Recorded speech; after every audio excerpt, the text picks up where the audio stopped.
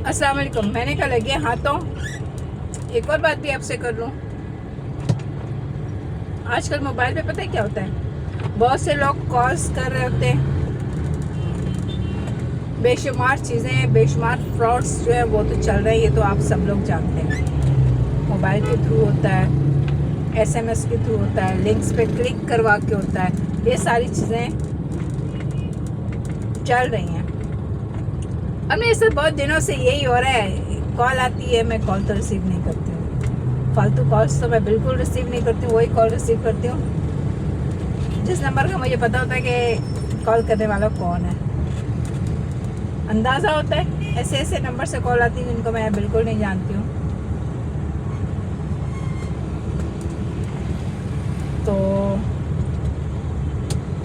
मेरे सामने ना एक बहुत बड़ी सी बस है, पिंक बस है। मैं साइड चेंज, तो जनाब बहुत दिनों से मैं आपको बता रही हूँ, कभी आता है कि मेरे 85,000 निकले, आप भी कोशिश करें। बस इतना मैंने पढ़ा था, मैंने वो लिंक खोला नहीं, मैंने मैसेज भी नहीं खोला। मैं क्यों मैसेज खोलूँ, मुझे 85,000 भी चाहिए होंगे, मेरा अल्लाह मुझे दे देगा। तो यहाँ पे कोई किसी को एक डिस्प्रिन फ्री में नहीं देता, 85,000 क्यों कोई किसी को देगा? सोचने की बात है ना। कोई किसी को पैसे देता है? नहीं देता। सब झूठ है, सब फ्रॉड है। और किसी बेचारे की या किसी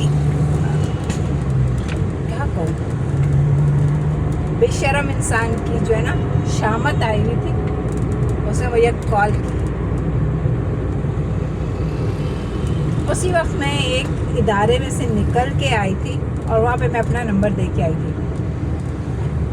तो मैंने वो कॉल इसलिए उठा ली, मैंने कहा कि मैं भी ये यहीं से मुझे कॉल आई हो। अभी अभी मैं उनको अपना कार्ड दे के आई थी और अभी अभी वो कॉल आई थी। सिर्फ मैं वहाँ पे कार्ड दे के आई हूँ और आके मैं गाड़ी में बैठी हूँ, मुझे कॉल आई। नंबर मैं आपको बता दूँ, मैं आपको नंबर बता दूँ ना, वो जो भी साहब होंगे उनको पता होगा ना कि भाई मेरा नंबर जो है वो ऑन ईयर जा चुका है। जनाब नंबर है 0305252399। इस नंबर से मुझे कॉल आई, मैंने कॉल रिसीव कर ली। अब रिसीव कर ली थी ना, तो मैंने कहा जी।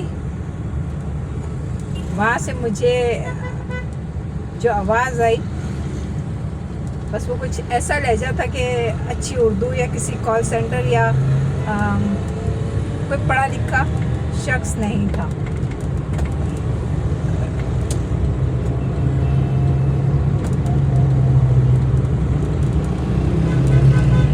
तो जनाब वो मैंने कॉल सुनी, मैंने कहा जी।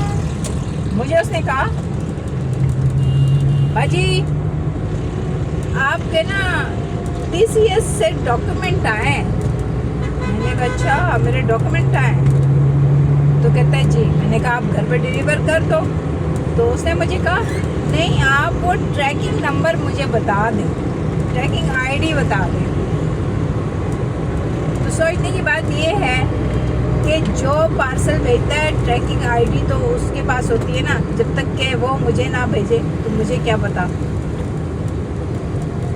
मैंने कहा अच्छा बच्चों, तुम थोड़ी देर के बाद मुझे बोलो ये कर दो, ये नंबर दे दो, ये नंबर कर दो और इस नंबर को बताओ कौन सा नंबर आया, तुम जो है अपना काम कर जाओगे। सो मैंने उसको एक बात बोली और मैंने फ़ोन बंद कर दिया। उसको भी समझ में आ गया मैंने जिसको फ़ोन किया था ना वो बेवकूफ़ खातून नहीं है।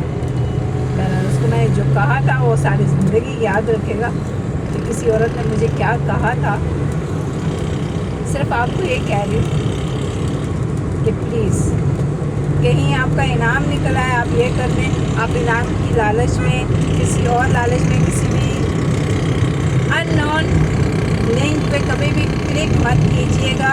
और अगर आपको कोई कॉल आती है कि कहीं किसी का खुदा ना खास्ता कोई हादसा हो गया है, कुछ कुछ हो गया इतने पैसे दे दो, तो आपने बिल्कुल हिम्मत हौसला रखना है और उस कॉल पे आपने कोई रिएक्शन नहीं देना, बल्कि आपने फ़ोन बंद करके जहाँ की वो बात कर रहा है, जो बात वो आपको कह रहा है, उसको आप देखें,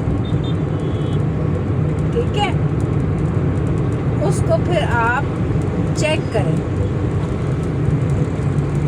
ऐसे आप उसे कहने पे जो है 2 लाख 2.5 लाख रुपए भेज दें। ऐसी भी हमारे जो जानने वाले, किसी ने फ़ोन किया कि आपका बेटा यहाँ बंद है, 2.5 लाख रुपए दे दे, तो उन्होंने दे दिए। बाद में पता चला बेटा तो उनका उनके दूसरे रूम में सो रहा था। तो ऐसी चीज़ों पे ज़रा सा अवॉइड कीजिएगा, फौरी रिस्पॉन्स मत कीजिएगा कभी भी। तब तक के लिए अपना ख्याल रखिए और अपने प्यारों का ख्याल रखिए।